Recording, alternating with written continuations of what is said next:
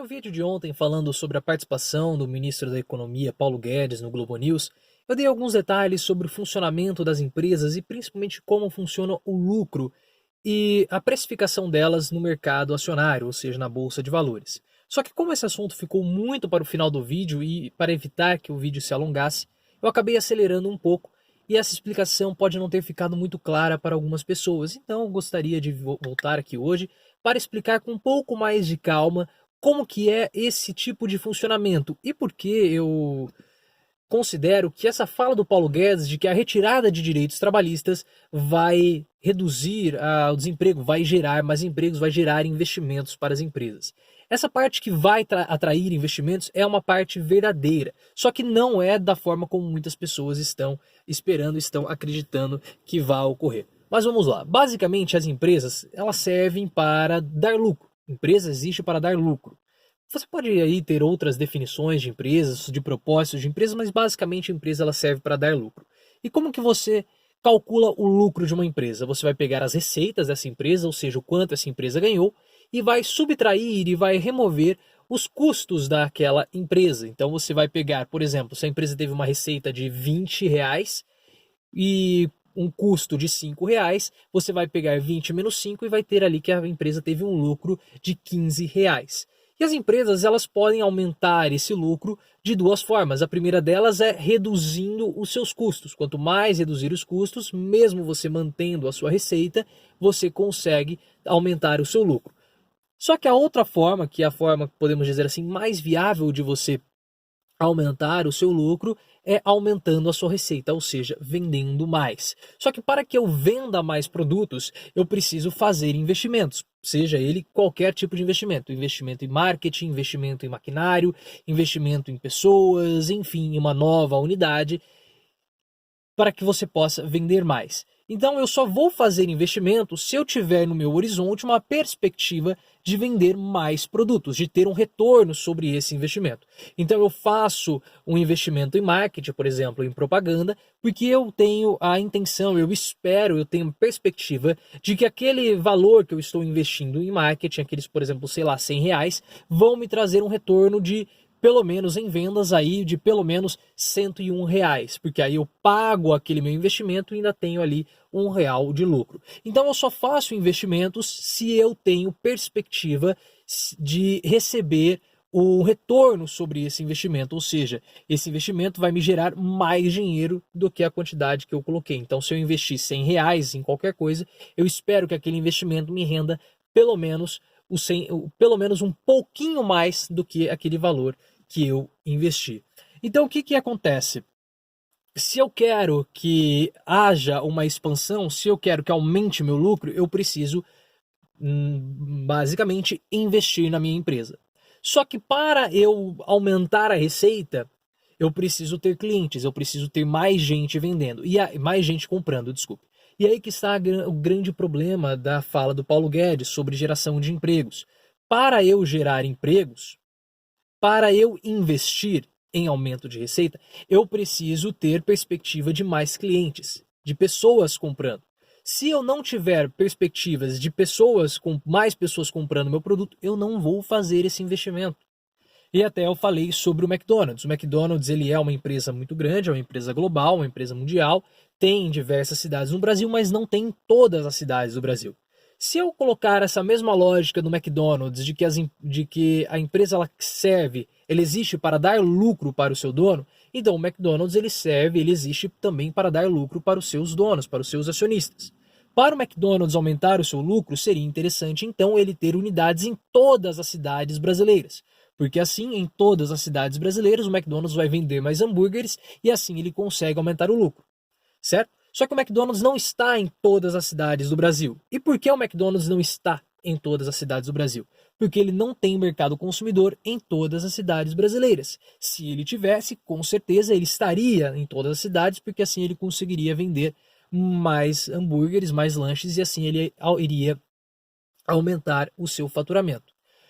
O Ciro Gomes, nas palestras dele, ele fala sobre o exemplo da fábrica da Ford em São Bernardo. A fábrica da Ford fechou em São Bernardo porque estava com capacidade ociosa. O que significa ter capacidade ociosa?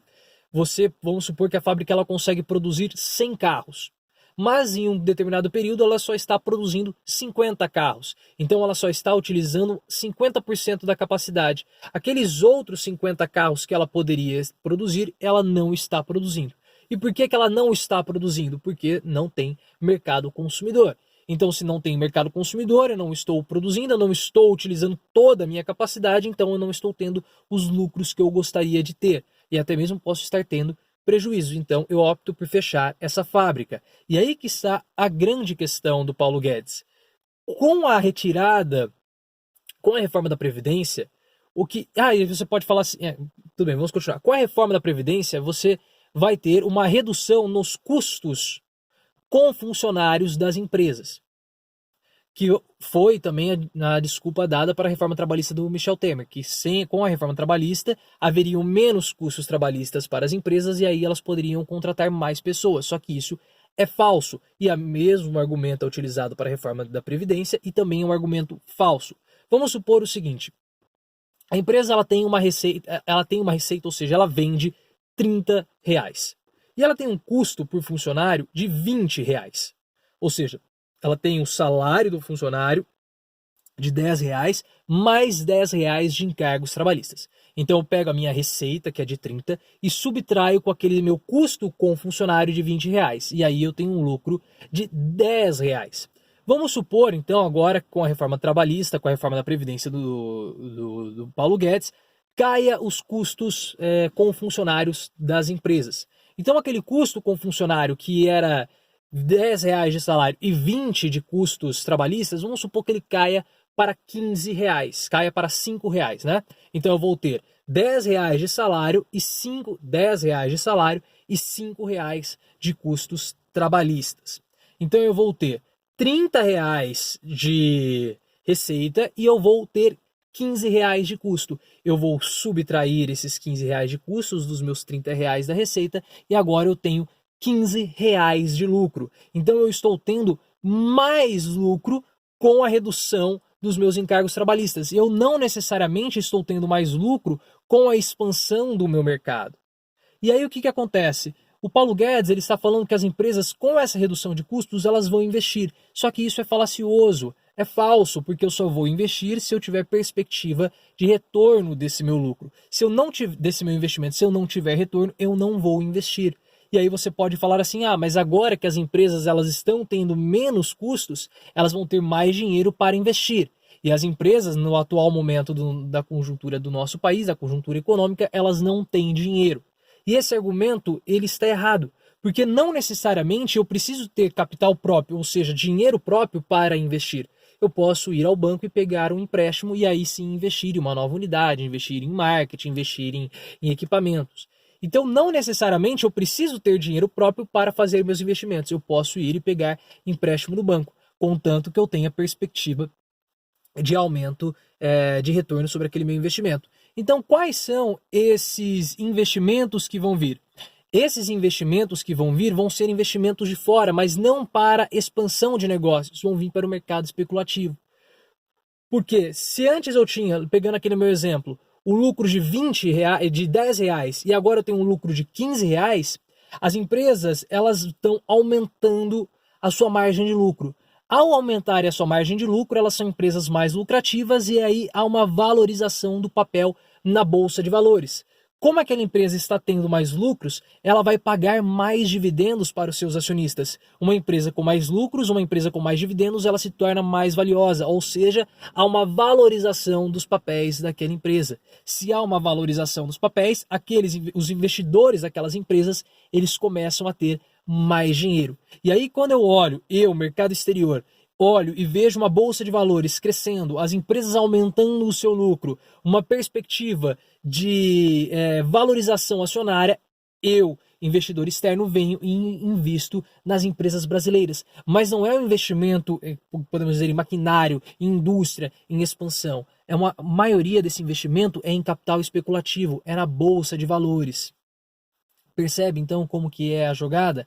Então Paulo Guedes ele quer reduzir os encargos para aumentar o lucro das empresas, mas não aumento pela expansão do consumo. um aumento pela redução dos custos. E assim os meus papéis eles vão se valorizar e eu vou atrair investidores externos para o mercado financeiro e não para o mercado, podemos dizer, o mercado real, o mercado de expansão. Eu espero que dessa vez tenha ficado claro. Se você ficou com alguma dúvida sobre a explicação, deixa aqui nos comentários que eu retomo esse assunto para ficar cada vez mais claro, para que você possa entender cada vez mais. Compartilhe esse vídeo com os amigos, porque esse é um vídeo bem importante que explica ali nas limitações, né, de 10 minutos de um vídeo, aqui o funcionamento do mercado financeiro, um pouco do funcionamento do mercado financeiro, um pouco da estratégia de valorização dos papéis. Compartilhe com os amigos, se inscreva no canal e lembre-se, vamos sempre sair do raso e aprofundar o nosso discurso.